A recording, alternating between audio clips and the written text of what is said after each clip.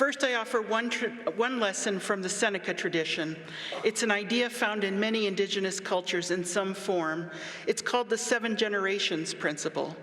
The 7 generations principle means that in the Seneca culture, we are obliged to consider the consequences and outcomes of our choices on the next 7 generations. It's a cultural value that entrenches taking the long view where possible and acting in the interest of the long term rather than the short term.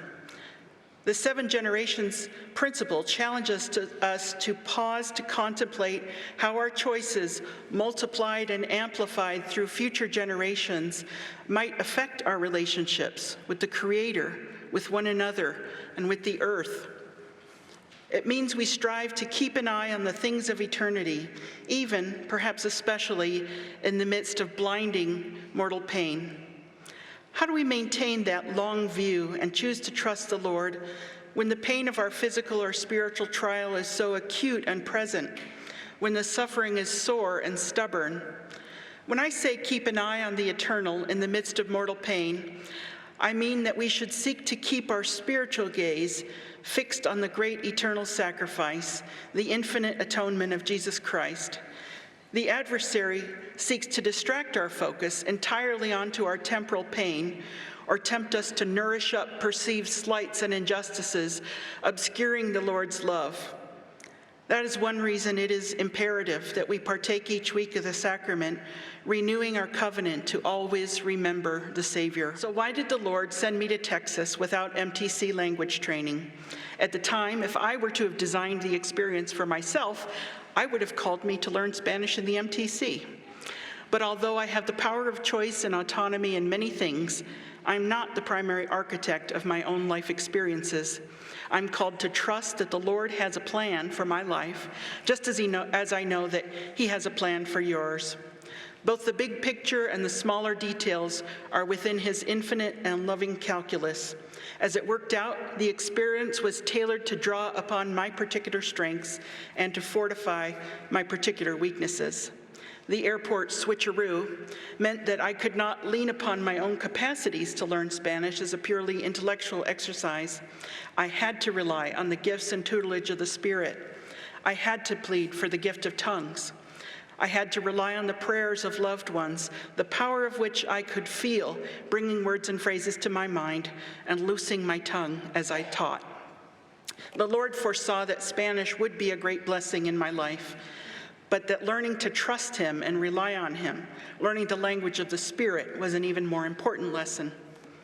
Sometimes we're asked to submit to ongoing ambiguity or to a grueling lesson we would prefer not to learn. Such moments provide us with the opportunity to realize one of the purposes of our mortal experience, to choose to trust Him to bless us with the experiences we need rather than the experiences we might want. It's not always easy to love. I have often called upon the wise counsel my mother gave me when I was relating to her some perceived injustice I had suffered. I insisted that my grievances were justified. Knowing she could not undo the injustice, my mother advised me to throw a blanket of mercy over the situation. In essence, she advised me to love, to forgive, and to show mercy, even where I felt my demand for justice was valid. She urged me to let mercy pay the debt and satisfy my claims. That advice has saved me much anguish and provided me great relief when I've been able to heed it. Choosing to love is choosing to heal from the spiritual wounds inflicted by injustice and suffering.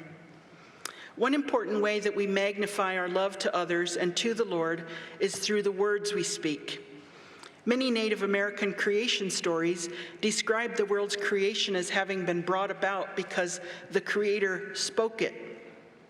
Speaking is, in a way, giving birth to ideas, forming and shaping our reality.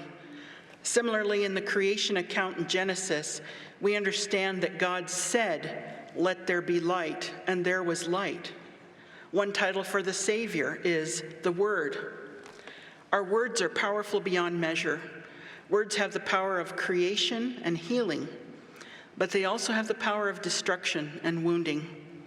Let us speak with abundant love and use the power that is ours to heal and build others, just as the Savior uses his. This devotional address with Michalyn Steele was given on June 25, 2019.